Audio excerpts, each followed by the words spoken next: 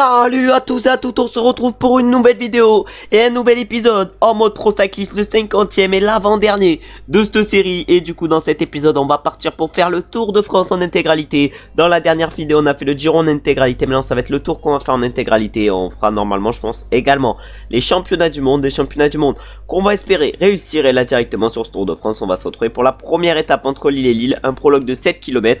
On va se retrouver directement au départ avec notre coureur et on est en pic de forme sur ce Tour de France, ce qui risque de pas mal nous avantager. Je pense qu'on est capable de grandes choses comme on avait pu le faire la saison dernière. On va s'élancer avec notre coureur du coup sur cette première étape. J'ai l'impression qu'on a une grosse note, mais de toute façon on est en pic de forme, du coup c'est normal. Et du coup avec notre plus 3 on va essayer de gérer au mieux sur ce chrono, plutôt sur ce prologue dans les rues de Lille, et on va se retrouver directement à l'arrivée. Et là on arrive sur la ligne d'arrivée, on signe actuellement le 10e temps en seconde. Bon, on avait pour objectif de terminer dans le top 15. Bon, vraiment ce prologue est pas fou et on va se retrouver du coup pour voir qui c'est qui s'impose et si c'est comme sur le Giro, Thiago Martinez qui va porter le premier maillot jaune. Et du coup c'est Sam Burti qui va porter le premier maillot jaune de ce Tour de France. Nous malheureusement vraiment on a été claqué sur cette première étape vu qu'on a fini je crois bien au-delà de la 30e place, vraiment un résultat bien miteux. Et maintenant on va aller partir pour la deuxième étape de ce Tour de France où il va y avoir des secteurs pavés si je me rappelle bien. On va aller voir ça, ouais je crois qu'il y a des secteurs pavés, voilà il y aura quelques secteurs pavés. Après voilà ça va pas être fou, mais peut-être qu'on peut essayer de faire péter quelques grimpeurs dans ces secteurs et on va s'y retrouver directement dans les moments forts de cette deuxième étape. C'est les 4 derniers kilomètres maintenant qui nous attendent sur cette deuxième étape, comme sur la moitié du Giro. Malheureusement le pavé numérique bug. Non mais ça vraiment par contre ça m'énerve, mais ça m'énerve. Je sais même pas pourquoi en plus le truc il bug que sur le jeu, du coup c'est trop énervant. En tout cas on va essayer du coup d'aller chercher le meilleur résultat possible. On va devoir lancer comme ça, mais nos sprints va être catastrophique. Heureusement qu'on a le beau maillot de champion de France sur les épaules. Est-ce que notre coéquipier Pidcock va s'imposer? Et oui, j'ai l'impression qu'il va aller la chercher la victoire. Notre coéquipier Tom Pidcock qui va du coup s'imposer sur cette deuxième étape devant Tim Van Dijk et Raguilo. Et nous malheureusement on ne va finir que en dehors du top 20. En dehors du top 20, vraiment un sprint catastrophique. On termine 21ème. Oh le sprint miteux. Maintenant on va partir sur la troisième étape de ce Tour de France qui va être une étape plutôt vallonnée et on va se retrouver du coup dans le final. Allez, on est dans les 5 derniers kilomètres de cette troisième étape. On va voir de quoi on est capable devant ça. Accélérer pour 3 coureurs, mais non on va essayer également d'attaquer et on accélère avec notre coureur. Oh là là, on accélère pour revenir sur les 3 de devant. On va voir ce qu'on est capable de leur faire. En tout cas là on va se mettre clairement dans leur roue. On va se mettre clairement dans leur roue et on va lancer le sprint. On n'a rien à perdre. On n'a rien à perdre aujourd'hui sur cette troisième étape et on a réussi à les distancer dans cette espèce de descente. Oh là là, 1 km 500 à tenir. Ça a l'air d'être tournant dans le final. Est-ce qu'on va être capable de nous imposer? Derrière ils sont cuits également. Ils ont plus de barre rouge également. Est-ce qu'on va tenir? Est-ce qu'on va tenir aujourd'hui? Ça va être dur. Mais oui, on va remporter notre première victoire d'étape sur ce Tour de France. Et voilà, au moins on fera pas une disette comme sur le Giro. Malheureusement on n'a pas remporté d'étape vu que dès la troisième étape on en remporte une devant Dario Arnould et Aaron Raglio. Vraiment un bon résultat sur ce troisième étape. Et maintenant on va partir pour la quatrième étape qui va du coup être un chrono par équipe. Les chronos par équipe comme vous le savez on les simule. On va du coup aller voir les classements de cette quatrième étape pour voir si on a réussi à ne pas perdre trop de temps par rapport à nos adversaires, parce que le chrono fait quand même 62 km. On peut du coup voir le classement de cette quatrième étape où du coup la Ineos Grenadier s'est imposée. Nous on n'a pas été placé au mieux, on perd 1 minute 46 par rapport à la Ineos Grenadier, mais au classement par équipe c'est qui perd le plus. Il y en a ils ont perdu plus de 5 minutes hein. Vraiment les écarts sont énormes. On va aller voir ceux qui ont fait la mauvaise opération pour le classement général et on va se retrouver à chaque fois que qu'il y a un coureur qui me semble intéressant pour celui-ci. Déjà on a Jonas Vingegaard qui a fait une très bonne opération vu qu'il a fini à 51 secondes. Ensuite on a Hoffman qui a fait une bonne opération vu qu'il finit à 1 minute 35. Wout van Aert ça va pas être dangereux pour le général. Fischer Black non plus. Stone Mitted peut faire également une bonne opération. On a Alec Nesund qui a fini à 2 minutes 15. C'était un de nos adversaires sur le Giro. À 2 minutes 18 on a Antonio Morgado qui a quand même des très belles stats avec son 82 montagne. On a Heribar qui a fini à 3 minutes 03. Très mauvaise opération pour lui. On a également Adam Yates qui a perdu du temps. Et Pogacar c'est celui qui a perdu le plus de temps je pense aujourd'hui. Il finit à 3 minutes 46 avec son équipe. Vraiment il dit peut-être au revoir au classement général, même si ça m'étonnerait vu les stats qu'il a, mais il va perdre énormément de temps avec cette étape. Et on a Remco Evenepoel qui perd plus de 4 minutes 30 sur cette étape. Lui par contre il dit clairement au revoir au classement général parce que 4 minutes 30 c'est énorme. Et du coup maintenant on va partir pour la 5e étape de ce Tour de France qui va être encore une fois une étape vallonnée comme la 3e. Et sur cette 5e étape on va se retrouver directement dans le final en espérant pourquoi pas pouvoir aller chercher un bon résultat. On est dans la montée finale sur cette étape, c'est une montée de 3ème catégorie et devant on a Buitrago et Bizio qui ont tenté quelque chose tout à l'heure. Ah là il y a Mijojevic et nous on va accélérer au moment où il n'y a plus personne qui accélère. Oh, est-ce qu'on va faire la différence? Je ne sais pas, en tout cas on va tout donner, vraiment on va tout donner. Maintenant il y a la descente, il va voir la descente qui va arriver, on en a un autre poursuite derrière, on donne tout ce qu'on a, on a 10 secondes d'avance, on a maintenant 20 secondes d'avance. Est-ce qu'on va être capable de remporter notre deuxième victoire d'étape sur ce Tour de France? On va voir ça, il reste encore 2 km, 1 km 600. Oh c'est long, je savais pas que c'était plat sur le final. Ah ça va être compliqué de gagner, on gagnera sûrement pas, mais on a tenté quelque chose au moins dans ce final. Et ça va être devant du coup Tom Pidcock qui va aller remporter cette 5ème étape, devant Biniam Girmay et Jasper Philipsen. Et nous malheureusement on ne va finir que 4ème sur cette 5ème étape du Tour de France. Et derrière on a Mislot qui va terminer 5ème, mais malheureusement on aura tout tenté sur cette 5ème étape pour aller chercher notre deuxième victoire d'étape sur ce Tour de France, mais ça n'aura pas marché. Et maintenant on va partir sur la 6ème étape qui va être une étape toute plate et où on va se retrouver directement au final. On est dans le final de cette 6ème étape du Tour de France. On va voir de quoi on est capable sur cette arrivée à Portsmouth. En tout cas nous on va tout donner évidemment avec notre coureur pour aller chercher le meilleur résultat possible. On a réussi à aller chercher quelques places d'honneur pour l'instant sur ce Tour de France, et là on va essayer pourquoi pas d'aller en chercher une nouvelle, même si ça semble compliqué parce que les sprinteurs ont lancé de loin. Mais là il y a tout le monde qui chute dans ce final et nous là on lance le sprint, mais malheureusement on va pas aller chercher un énorme résultat et ça va être devant notre coéquipier Tom Pidcock qui va remporter cette 6ème étape. Il va s'imposer du coup devant Fred Wright pour un doublé britannique justement en Angleterre. Et ensuite du coup on a Tim Van Dijk qui va aller chercher la 3ème place. Et nous malheureusement on ne va terminer que 15ème sur cette 6ème étape. Et maintenant on va partir directement pour la 7ème étape et l'arrivée à Rennes, et on va se retrouver directement dans le final. C'est la 7ème étape sur laquelle on est dans le final et on va évidemment tout donner. Pour l'instant c'est Stefan Kung qui est en train de nous emmener. On va voir de quoi on est capable, mais nous l'objectif ça va être de faire le meilleur sprint possible. Stefan Kung nous lance, mais limite j'aurais pas dû le lancer le Stefan Kung.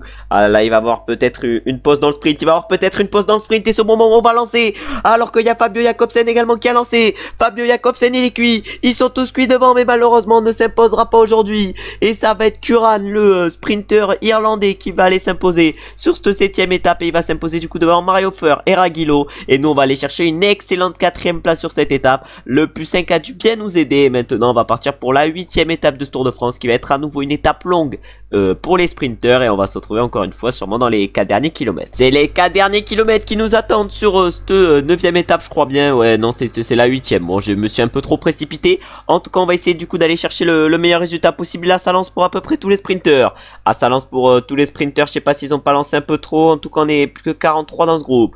Ah là peut-être que l'effort curseur a été un peu trop fort trop rapidement, et nous on lance le sprint à 1 km et quelques. Bon le résultat va pas être ouf, mais il va être quand même correct. Et tout devant ça va être Ritmar Enorme qui va remporter cette 8ème étape devant l'ours et devant Remco Evenepoel. Et nous malheureusement on va finir un peu plus loin vu qu'on va finir exactement 14ème sur cette étape. Et notre coéquipier Tom Pidcock malheureusement pour lui ne va finir que 11ème. Et maintenant on va partir pour la 9ème étape de ce Tour de France, qui sera du coup encore une fois une étape de plaine et une étape où on se retrouvera du coup encore une fois dans le final. On est dans les 4 derniers kilomètres de cette 9ème étape, la dernière étape avant la journée de repos, et la 10ème étape qui sera un chrono de 67 km, c'est-à-dire quand même assez long. Et on va voir de quoi on est capable dans ce final de 10ème étape, et l'objectif évidemment ça va être pourquoi pas d'aller chercher la victoire sur un malentendu. En tout cas on lance le sprint à 1 km 400, on lance le sprint de très loin. Ah ouais mais il y a les sprinters, ils se sont collés à notre roue, ces gros escrocs, et du coup malheureusement on va finir loin sur cette étape, et ça va être Biniam Girmay qui va la remporter devant Raguilo et notre coéquipier Tom Pidcock. Et nous malheureusement on ne finit que 7ème sur cette 9ème étape, c'est quand même un bon résultat. Et maintenant on va partir pour la 10ème étape de ce Tour de France, et du coup le chrono de 67 km entre Périgueux et Bergerac, et on va se retrouver directement à notre départ avec notre coureur en espérant avoir une grande note et pourquoi pas un +5. On va s'élancer avec notre coureur sur ce chrono, et j'ai l'impression qu'on a une grosse note aujourd'hui, 67 km qu'il va falloir faire à fond. Regardez l'objectif qu'on a, on a l'objectif de remporter l'étape. On va essayer du coup de réaliser l'objectif. On a le +5 sur cette étape et on va se retrouver directement au final pour voir si on a bien géré ce chrono et pour voir quel va être notre résultat. On est dans le dernier kilomètre sur ce chrono du coup, et sur cette 10ème étape on va voir de quoi on est capable. On était 6ème à 24 secondes et à l'arrivée on est 7ème à 25 secondes. Bon on avait un +5, on avait l'objectif de victoire, mais vraiment les chronos je sais pas les gérer, et du coup on va aller voir ceux qui arrivent derrière. On a Johan Eston-Minted déjà qui va arriver ici, le 100ème temps 5 minutes 52. Ensuite là on a Eisman quel temps il va faire ici, le 45ème temps. On en a un également qui arrive en même temps. Et là, le Waiter, le deuxième du classement général, est en train d'arriver. Ah, le Waiter, c'est 78e à 4 minutes 45. Et Nils Politi va finir très loin également.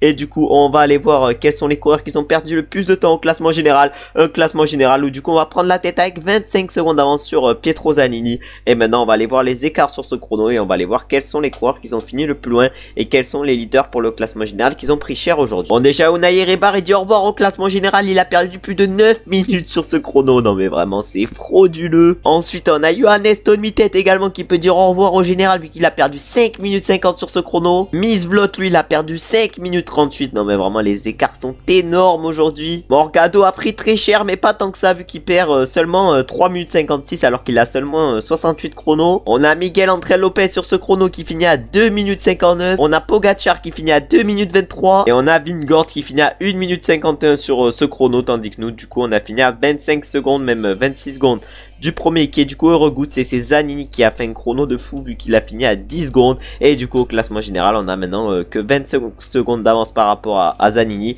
58 par rapport à Butrago. Et c'est notre coéquipier Stéphane Koum qui est 4ème à plus de 1 minute. Et maintenant, on va partir pour la 11e étape de ce Tour de France. Où on va se retrouver directement dans le final. Et où on va essayer d'aller chercher, pourquoi pas, un gros résultat. Une nouvelle étape nous attend sur ce Tour de France. C'est la 11e étape. On vient d'avoir le chrono. Du coup, on a pris le maillot jaune. Mais est-ce qu'on va être capable de faire un bon sprint aujourd'hui? On va voir ça. En tout cas, on va se mettre sûrement dans la roue à notre coéquipier Pidcock.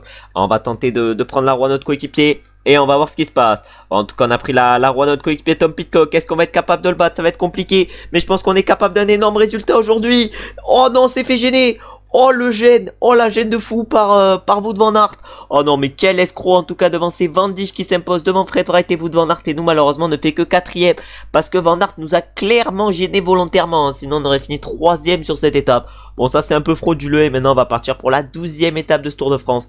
Et la première étape de montagne, et sur cette 12e étape on va se retrouver directement au pied de la montée vers Otaka. Et évidemment ça devait arriver, mais sur l'étape la plus importante de début de Tour de France, on a le pavé numérique Kubek, c'est-à-dire qu'il va falloir tout faire à la souris, mais ça va être compliqué. Et l'objectif évidemment dans cette montée vers Otaka qui fait 14 km à 7,8%, ça va être de tenir le rythme des meilleurs, et les meilleurs pour l'instant c'est les Inco qui sont en train d'amener leur leader, sûrement Johannes Tonmitet. Ça commence à accélérer devant pour les principaux favoris. Nous malheureusement on n'est pas placé au mieux dans cette montée vers Otaka vu qu'on est vers l'arrière du peloton. Va falloir du coup qu'on se replace parce que là vraiment on est placé hyper mal. On va du coup utiliser faufilement, on va full se replacer et l'objectif évidemment ça va être d'aller chercher le meilleur résultat au sommet de cette montée. Mais là pour l'instant devant ils sont très bien. Il y a Johannes Tonmitet qui est parti avec Zanini, vraiment les deux c'est des machines de guerre. Derrière on a Vingord également qui est parti avec eux, mais nous j'ai l'impression qu'on gère extrêmement bien cette montée. En tout cas là on va tout donner, il reste encore 3 km avant l'arrivée et je pense qu'on est large capable de les reprendre et peut-être qu'ils sont partis d'un peu trop tôt. Oh Pogacar vient de se faire distancer, Tadej Pogacar vient de se faire distancer, c'était peut-être un des leaders pour le classement général. Ah nous malheureusement le faufilement ne marche plus.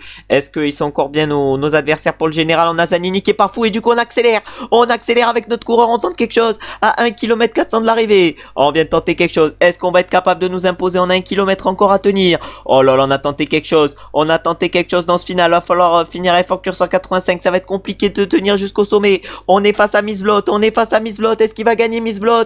Ah ouais sûrement Miss Vlot qui va gagner évidemment sur cette étape. Il a 20+4 et il va du coup s'imposer au sommet à Otaka, mais au classement général de toute façon c'est fini pour lui. Et nous du coup on finit 2ème de cette 12e étape, on a su gérer à la perfection. Ensuite on a Robert 3ème, Van Wilder 4ème, Ben O'Connor 5ème, et après voilà ça finit plus loin pour les Tonmitet, les Zanini, voilà les mecs ils ont pas géré au mieux dans cette montée. Et maintenant on va se retrouver pour la 13e étape de ce Tour de France qui sera à nouveau une étape très montagneuse et on va se retrouver sur les temps forts de cette 13e étape. Sur cette 12e étape on a bien géré, l'objectif ça va être de faire de même sur la 13e étape où on espère avoir encore une fois une grande note. On avait +3 sur cette 12e étape, pourquoi pas avoir +4 sur la 13e, vraiment ça me dérangerait pas. On est au pied de la montée finale de l'Uzardiden. Malheureusement l'étape a été très compliquée pour nous malgré le +5 parce que malheureusement on a chuté avant toutes les grosses montées. Du coup pour revenir dans le peloton ça nous a fait perdre énormément d'énergie. En plus après on est revenu, il y a eu la descente, du coup on a été pris dans une cassure, fallait encore faire l'effort vraiment. Cette étape elle est aberrante et là on va essayer du coup de suivre les meilleurs devant et les coéquipiers de Zanini qui sont actuellement en train d'emmener le tempo, alors que nous malheureusement on n'est pas au mieux parce que voilà ces nombreuses chutes elles nous ont fait perdre quand même pas mal d'énergie. Oh Zanini à 8 km de l'arrivée a décidé d'accélérer dans cette montée de l'Uzardiden. Nous on espère que ça va nous ramener pour l'Australien Jay Hindley qui est en train de rouler pour son coéquipier Butrago, et pour Morgado nous on est encore très bien. Il va falloir essayer de gérer au mieux sur ces 7 km, il va falloir essayer de tenir les roues, alors que là il y en a quelques-uns qui sont en train de craquer dans ce groupe groupe, même si pour la plupart ils sont quand même encore une belle énergie. C'est en train d'exploser de partout dans ce groupe et c'est actuellement Santiago Buitrago qui est en train de rouler. Vraiment il fait nos affaires le Santiago Buitrago, mais après on a un Zanini qui est quand même monstrueux devant. Oh, le Zanini il a fait peut-être la bonne opération aujourd'hui, il avait plus 5, il a peut-être fait une très bonne opération vu du classement général. Nous on est actuellement dans la roue Buitrago qui est en train d'emmener, on va attendre qu'il ait plus trop d'énergie pour accélérer vraiment là. On est clairement sur une tactique de méga escroc. On a Pogacar actuellement dans la roue, Pogacar qui est très fort, hein. Pogacar je pense qu'il va peut-être pouvoir attraper Zanini dans ce final. Heureusement qu'au classement général il a plus de 11 minutes de retard sur nous, parce que sinon il aurait pu faire mal le Tadej Pogacar. Et nous par contre on se fait un peu distancer, faudrait qu'on arrive à suivre. Ah voilà, faudrait qu'on arrive à suivre, mais ça devient un peu compliqué. Il reste encore 2 km qu'on va essayer de faire à fond, parce que là ils sont tous cuits. On a Morgado cuit, on a Buitrago cuit, mais nous là on va faire l'effort curseur 85, on va accélérer, on va voir ce qu'on est capable de faire. Ah là on a Misvlot, le meilleur grimpeur qui a plus trop d'énergie devant Zanini, il est encore très bien. Ah mais Zanini il a été monstrueux aujourd'hui, il est avec Marco Brenner, mais Zanini va peut-être nous reprendre le maillot jaune avec cette étape. En tout cas on a que Leknesund et Pogacar dans la roue. Leknesund on va le battre, mais Pogacar il va nous battre malheureusement. Bon, on a vécu une étape compliquée aujourd'hui, sinon on aurait été sûrement premier des favoris, mais malheureusement l'étape a été très compliquée avec cette chute dans les premières montées. Et du coup aujourd'hui c'est Zanini qui s'impose devant Marco Brenner et Tadej Pogacar, et nous on va perdre plus de 1 minute 20 par rapport à Zanini. Même si on finit 4ème sur cette 13ème étape, on va perdre énormément de temps au général et on va perdre malheureusement notre maillot jaune au profit de Zanini. Et maintenant on va partir pour la 14ème étape de ce Tour de France entre Bagnères de Bigorre et Albi, et on va se retrouver directement au final de cette 14ème étape en espérant pouvoir aller chercher un gros résultat avant de partir pour deux nouvelles étapes de montagne, c'est-à-dire la 16ème, la 17ème, ça sera une étape où il y aura un peu d'écart, la 18ème également, la 19ème étape, là je pense pas qu'il y aura d'énormes écarts, et la 20ème étape ça sera un chrono de 46 km en montagne.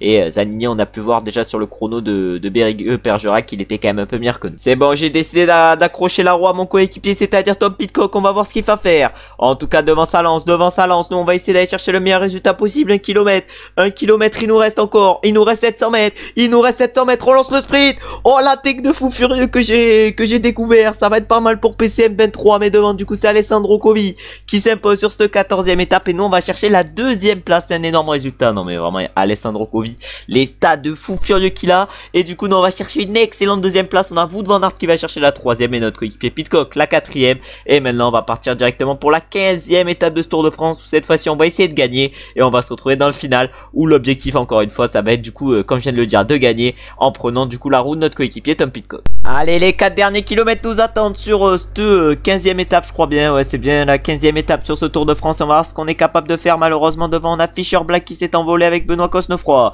Ah, Fischer Black qui va sûrement aller remporter l'étape aujourd'hui. Nous malheureusement on va aller peut-être finir 2ème, mais rien de mieux je pense, surtout qu'on a notre coéquipier quand même Pidcock qui est pas loin, on est face à William Girmay également. Oh, est-ce qu'on va être capable? On va lancer le sprint, il s'accrochait plus trop à notre roue, du coup on a décidé de lancer le sprint, mais malheureusement on n'ira pas chercher un énorme résultat, et devant ça va être Fischer Black qui va s'imposer sur cette 15ème étape devant du coup William Girmay, et nous malheureusement on ne va aller chercher que la 3ème place, mais au moins on va aller chercher 4 secondes de bonif, et on va se rapprocher encore un peu plus de Pirello, non je sais plus comment il s'appelle, on va se rapprocher du coup de Zanini, et on va revenir plus qu'à 24 secondes de lui. Et maintenant on va partir pour la 16ème étape de ce Tour de France, qui va être une étape de 230 km qui va arriver à Carpentras, avec notamment la montée du Momentou, mais je pense qu'il va pas se passer grand chose, et au pire on se retrouvera dans le Momentou s'il se passe des choses, mais sinon on se retrouvera directement dans le final. On est à 4 km du sommet dans ce Momentou, et on a Zanini qui est pas en forme. Oh là, il est cuit complet le Zanini, du coup nous on va accélérer, on a rien à perdre, on va tenter d'accélérer, on va même en mettre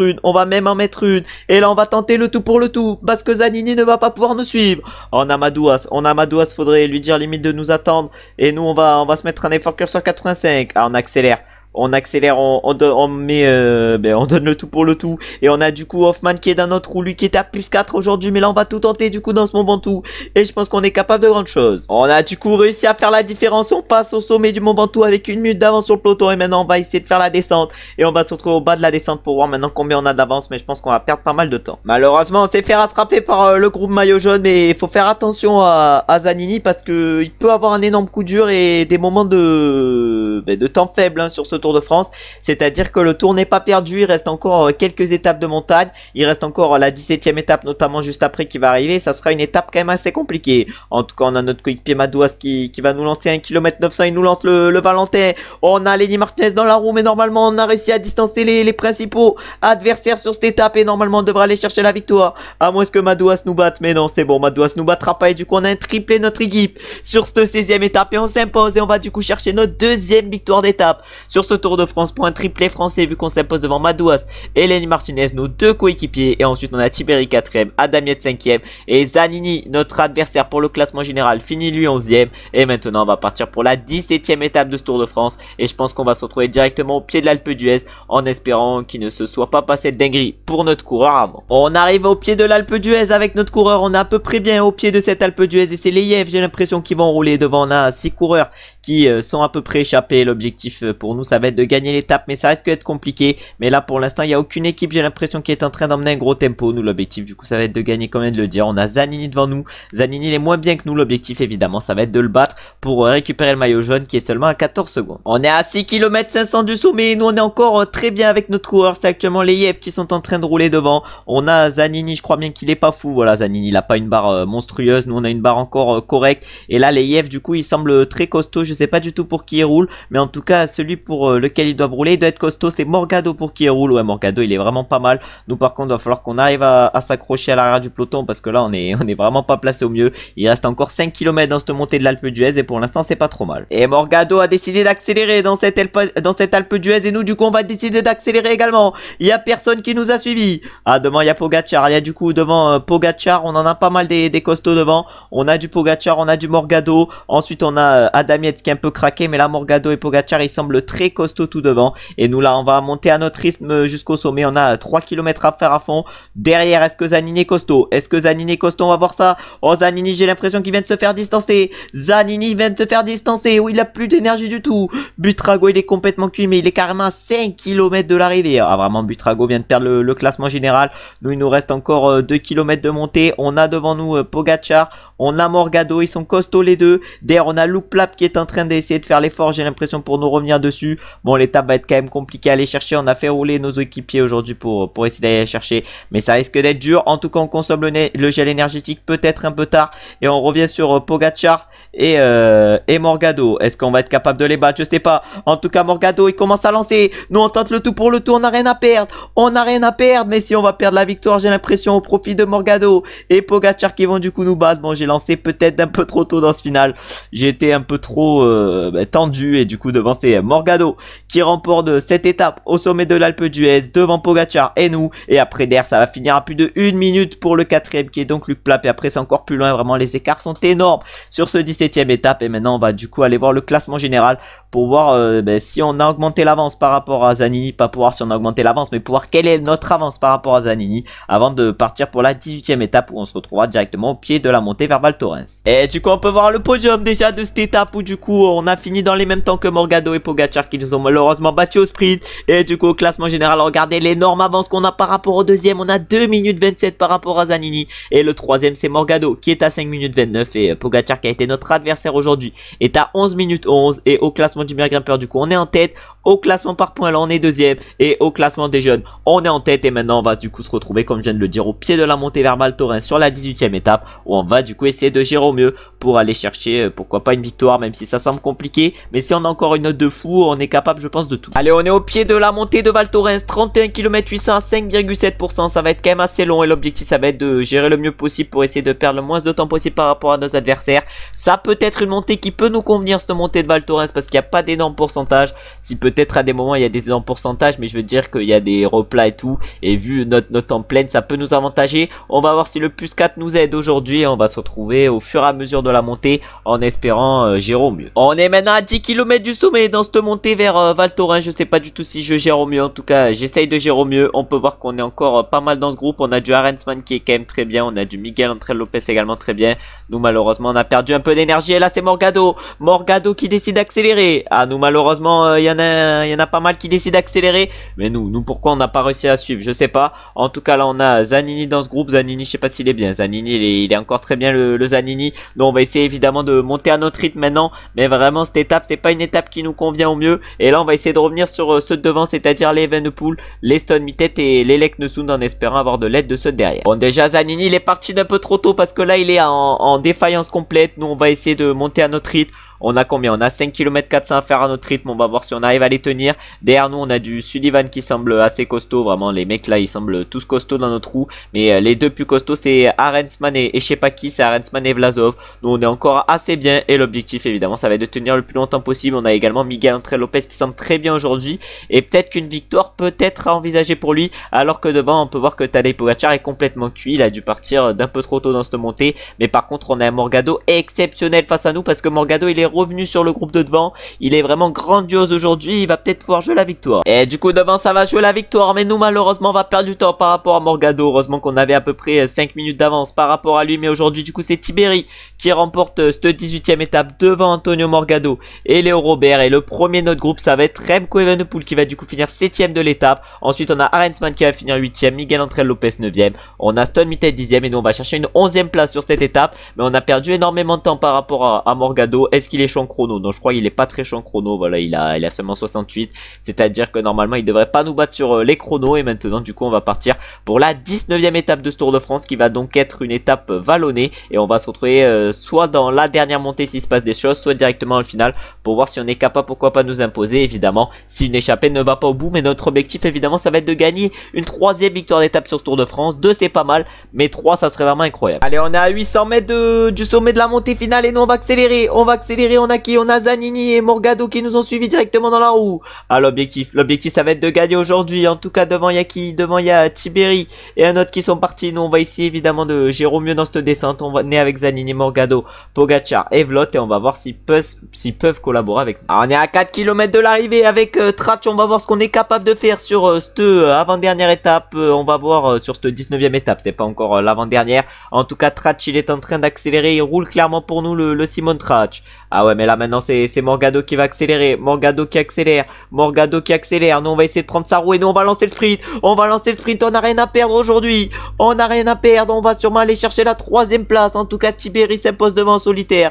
Et nous on va aller chercher la 3e place sur cette 19e étape. Ensuite on a Mislot qui va chercher la 4e place. Et Luc Plat, 5e. Encore une belle étape pour nous. Et on ne perd pas du temps au classement général. Et on conserve donc nos 3 minutes 26 d'avance sur Nanini. Et 3 minutes 37 sur Morgado. Et on leur reprend même 4 secondes aux deux. Avant de partir pour la 20e et avant-dernière étape de ce Tour de France qui va du coup être un chrono de montagne de 46 km 900. Un parcours assez particulier. On va se retrouver directement au départ de ce chrono avec notre coureur en espérant avoir une note de fou pour pouvoir remporter ce Tour de France. On arrive au départ avec notre coureur sur cette étape. Du coup on va essayer de gérer au mieux. On va se retrouver je pense à tous les intermédiaires sur cette avant-dernière étape pour voir ce que font nos adversaires mais pour voir également ce qu'on fait avec notre coureur. J'espère gérer au mieux sur ce chrono. En tout cas on a un +5. On a pour objectif du coup sur ce chrono de terminer dans le top 10 de l'étape. On va voir si on en est capable et on va se retrouver déjà au premier inter pour voir comment on est par rapport à nos adversaires. Allez, on arrive au premier inter avec notre coureur devant. Zanini a signé le 87e temps à 2 minutes 29 et nous on va signer au premier inter le combienième temps? On signe actuellement le 67e temps, 1 minute 45. Pour l'instant, de toute façon, on part tranquillou et on va accélérer au fur et à mesure des montées. On a le 3e et le 2e du général qui vont arriver au temps intermédiaire. Zanini a réussi à rattraper Morgado et Zanini c'est 8e temps, 1 minute 06. Morgado il est actuellement 119e, non, il est 53e à 3 minutes 28. Et nous on est encore loin de l'inter, c'est-à-dire qu'il va nous mettre sûrement très cher à notre adversaire pour le classement général Zanini. Et nous on arrive du coup à 2 minutes 27, c'est-à-dire que Zanini nous a repris énormément de temps. Il est à 1 minute 06, il nous a repris 1 minute 20 pour l'instant le Zanini. Mais nous on gère pas trop mal sur ce chrono, il reste encore la montée vers Avoriaz et je pense qu'on va avoir pas mal d'énergie pour se monter. Allez, il nous reste encore 1 km 500 de montée. Morgado, Pietro Zanini vient d'arriver, il était à l'arrivée actuellement et nous on va voir ce qu'on est capable de donner. On donne tout jusqu'à la ligne d'arrivée et on signe actuellement le 9e temps, 1 minute 28.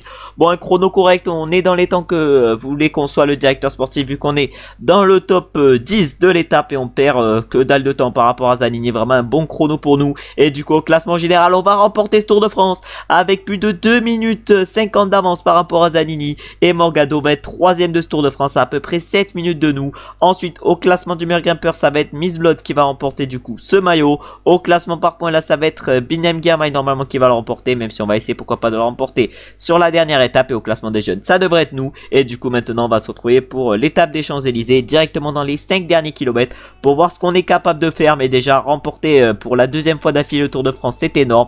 Mais maintenant, pourquoi pas essayer de remporter pour la 2e fois d'affilée également le maillot vert. Et on est dans les 5 derniers kilomètres de cette dernière étape, l'étape des Champs-Élysées. On va essayer de se mettre dans la roue, pourquoi pas, à Girmay. L'objectif, évidemment, ça va être de faire un bon résultat aujourd'hui sur cette étape. En tout cas, on est actuellement dans la roue à Binem Girmay. On va voir s'il est bien le Binyam. Est-ce qu'il est bien le Binem Girmay? Il est extrêmement bien le Binem Girmay. Et on est du coup dans sa roue. On est du coup dans sa roue au Binyam. Ah ouais, est-ce qu'on est capable de le battre? Je ne sais pas, je ne sais pas. En tout cas, il a l'air plutôt costaud. Et nous, on lance le sprint. On lance le sprint juste après Girmay. C'était peut-être pas la bonne roue à prendre. Et ça va être aujourd'hui Gudmestad plutôt qui va s'imposer sur cette 21e et dernière étape de ce Tour de France. Et il va s'imposer devant Einorm. Tandis que nous, malheureusement, on ne finit que 7ème de cette étape. Derrière Girmay qui va finir 6ème. Et qui va du coup remporter le maillot vert sur ce Tour de France. Et maintenant, on va aller voir les podiums justement de ce Tour de France pour nous voir remporter une nouvelle fois le maillot jaune et nous voir rapporter du coup une nouvelle fois le maillot jaune à la maison. 2e victoire en Tour de France, vraiment c'est insane.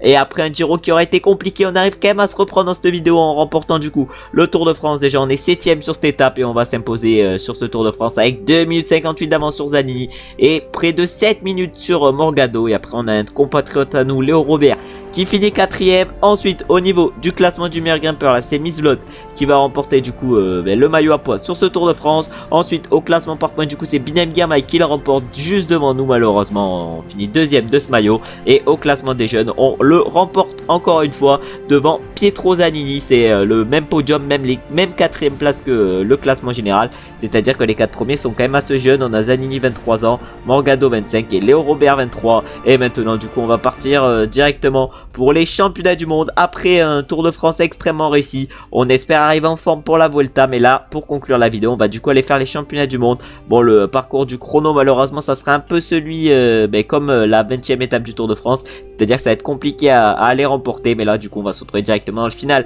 des championnats du monde sur route où on va essayer pourquoi pas d'aller chercher le titre, même si ça va sembler, même si ça semble même plutôt compliqué. On arrive dans le final de ces championnats du monde en Italie et on est dans le Poggio. C'est le Poggio, cette espèce de montée. Bon, vraiment des championnats du monde catastrophique, on tape un moins sec. En plus de ça on a eu 2 chutes, vraiment je pense que je pouvais pas imaginer pire sur ces championnats du monde. Mais on va essayer quand même d'aller chercher un bon résultat. En tout cas devant c'est un Suisse qui a accéléré et il a l'air assez costaud. On a Perche 30 qui est parti avec qui? Il est parti avec un autre mec, il est parti avec Esman le Perche 30. Ah ouais, les mecs ils sont vraiment monstrueux, ils sont vraiment monstrueux. Mais les Suisses, le Suisse devant c'est qui? C'est Jenny. Jenny il est monstrueux lui aussi. Ah ouais, mais nous la victoire va être compliquée à aller chercher. Le top 15 on va sûrement aller le chercher, mais la victoire ça va être dur. La victoire ça va être dur. Ah vraiment là on va faire la descente. On va faire la descente à flanc. On va faire la descente à bloc et on va essayer de récupérer. Alors on va utiliser le gel énergétique. 5 km encore sur ces championnats du monde. L'objectif ça va être de nous accrocher aux roues des meilleurs. Mais non, mais qu'est-ce qu'il me fait? Qu'est-ce qu'il me fait mon coureur? Il ne s'accroche pas du tout aux roues des meilleurs. Je sais pas ce qu'il est en train de faire. En tout cas il reste encore 3 km 500. Malheureusement notre barre rouge elle est ridicule. Vraiment ridicule. Mais là on va essayer de tout donner. On va essayer de tout donner. Ça accélère devant pour du coup les Anglais. Alors il y a les Britanniques qui ont du coup décidé d'accélérer. On a notre coéquipier Champoussin qui est face à nous. On a notre coéquipier Champoussin qui est face à nous. Mais nous on tente quelque chose. On tente quelque chose. Mais il y a Bentelet qui a tenté quelque chose en même temps que nous. Mais vraiment le sprint va être catastrophique. Et sur ces derniers championnats du monde malheureusement on ne gagnera pas. Et ça va être Caleb Ewan qui va gagner le titre de champion du monde devant Tom Pidcock, Oldani et Champoussin. Et nous malheureusement on va finir très loin. Du coup on va finir seulement 18ème. Mais après en chutant 2 fois sur ces championnats du monde en ayant un moins 5. Vraiment c'était une course compliquée. On espère quand même être en meilleure forme maintenant pour les championnats du monde du chrono qui vont arriver du coup directement. On est au départ de ces championnats du monde et on a une note positive. On a pour objectif de terminer dans le top 5. C'est l'objectif que nous a fixé le directeur sportif.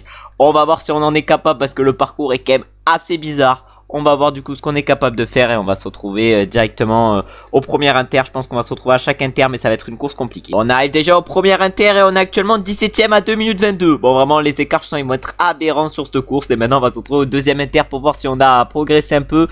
Mais pour l'instant on est parti assez lentement. On va voir si on peut accélérer dans la deuxième puis dans la troisième montée. Bon, maintenant on arrive au deuxième inter et on est maintenant à 8ème à 1 minute 24. C'est-à-dire qu'on a repris pas mal de temps. Et maintenant on va voir si dans la dernière partie de ce chrono on est capable d'être fort ou pas. En tout cas là on va récupérer dans la descente et on va se retrouver dans le final. Allez, c'est bon, on arrive vers l'arrivée. On va voir déjà le temps de Timen Arensman. Il signe le 10ème tas à 2 minutes 23. Oh non, on est juste derrière.